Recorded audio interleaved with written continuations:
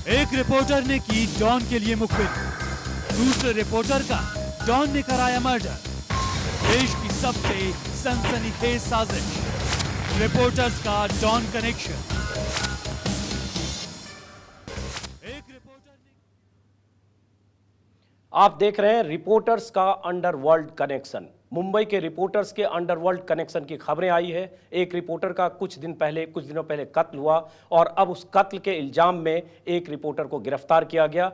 कहा जा रहा है कि उस महिला रिपोर्टर के संबंध अंडरवर्ल्ड डॉन से थे और अंडरवर्ल्ड डॉन ने जो सुपारी दी थी उसके लिए जो सूचनाएं मुहैया कराई गई थी उस महिला रिपोर्टर ने की थी। हम बात करें कई मेहमानों से, हमारे साथ मौजूद है अनिरुद्ध बहल, कोबरा पोस्ट के एडिटर, देश के बहुत बड़े इन्वेस्टिगेटिव जर्नलिस्ट। हमारे साथ हैं शीला भट्ट, वरिष्ठ पत्रकार, और वाई.सी. पवार, मुंबई पुलिस के ज्वाइंट कमिश्नर। पवार साहब लगातार मुंबई में जब अपने दिनों में, कार्यकाल के दिनों में उन्होंने अंडरवर्ल्ड के खिलाफ काफी इन्वेस्टिगेशन किया था। हम उनसे भी बात करने की कोशिश करेंगे, समझने की कोशिश करेंगे पत्रकारों का अंडरवर्ल्ड से क्या रिश्ता होता है। लेकिन उससे पहले शीला भट्ट जी, शीला जी, ब्रेक के पहले हम बात कर रहे थे, चूंकि आपने अंडरवर्ल्ड पे काफी काम किया है, आम है जिस ढंग से छोटा राजन ने सुपारी दी, कत्ल कराया, और उसके बाद सबसे बड़ी बात, छोटा राजन ने मुंबई के कुछ पत्रकारों को फोन करके उसके बाद कहा कि मुझे खेद है कि मैंने कत्ल कराया और मुझसे गलती हुई, और इसके लिए उसने कई पत्रकारों को फोन किया। ठीक है, यहां तक हम मान सकते हैं कि कई पत्रकारों से बातचीत होती है, लेकिन जो ये तस्वीर सामने आ रही है, जो ये चेहरा सामने आ रहा है पत्रकार का, जो जिग्ना बोरा के मामले में, हालांकि दर्शकों को हम फिर बता दें, इन्वेस्टिगेशन होना है, कोर्ट में ट्रायल होगा, तब तय होगा कि सबूत क्या है और उस सबूत के आधार पर कितनी दोषी कितनी आरोपी, लेकिन जो प्राइमा फेसी एविडेंस है वो जिग्ना बोरा के खिलाफ है। शीला जी, माना जाए कि पत्रकारिता में कुछ ऐसे लोग हैं जो अंडरवर्ल्ड के लिए जरूरत पड़ने पर मोहरे के तौर पर काम करने लगते हैं? बिल्कुल करने लगते। मैं आपको ये कह रही थी, मुझे सबसे पहली बात अजीत जी मैं फिर से कहना चाहती हूँ और हर दर्शकों को भी समझना चाहिए कि ये जो जिग्ना बोरा की जो अरेस्ट हुई है वो बहुत छोटी बात नहीं है।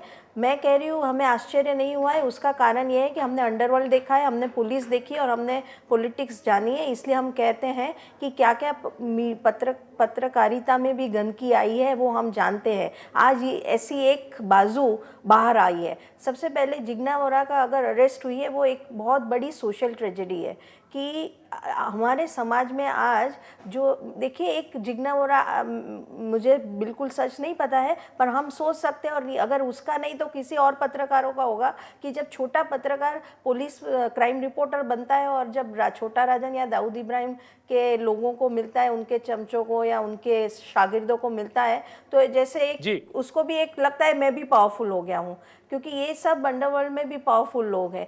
तो ये जो एक रिफ्लेक्शन है, ये रिफ्लेक्टेड ग्लोरी की पहचान बन जाती है उनकी अपनी, और फिर वो फंसते जाते हैं। पर पहली बात मैं एक अजीत जी मैं जल्दी से एक बात कहना चाहती हूँ कि अगर हम कोशिश एक ये करें ये पूरी चर्चा में कि मुंबई पुलिस की क्या माइंडसेट है। अगर इसको इतनी हद तक इतना बड़ा काम किया, चीफ मिनिस्टर को पूछे बिना भी नहीं किया होगा, होम मिनिस्टर को भी पूछा होगा और बाद में किया होगा, और वैसे भी 2 महीने से मुंबई में क्राइम रिपोर्टर्स जानते थे कि जिग्ना बोरा को सवाल जवाब कर रही है पुलिस। मैं ये 3 बात कहना चाहती हूँ। मैंने सुना है कि जिग्ना बोरा को पुलिस ने सबसे पहले तब उसकी नज़रों में आई थी जब फिरोज़ तानाशाह का मर्डर हुआ था, तो पुलिस के पहले जिग्ना वहाँ पहुँच गई थी। तब मुंबई पुलिस को पता चला कि ये बहुत अच्छी रिपोर्टर है और उसकी अंडरवर्ल्ड में काफ़ी पहुँच है कि आप इतना बड़ा एक छोटा राजन के शागिर्द की मर्डर की अटेम्प्ट हो रही है और वो सबसे पहले पहुँच गई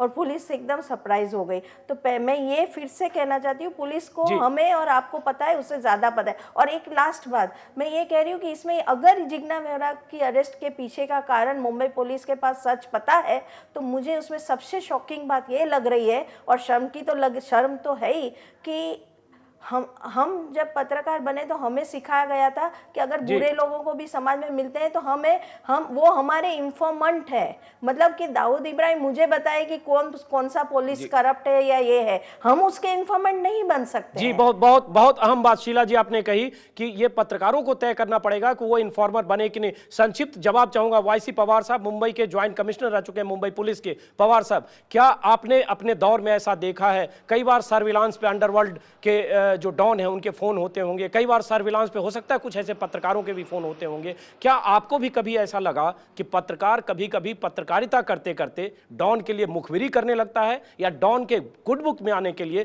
कुछ सूचनाएं पहुंचाने लगता है? पवार साहब, ये बात तो बिल्कुल सच है।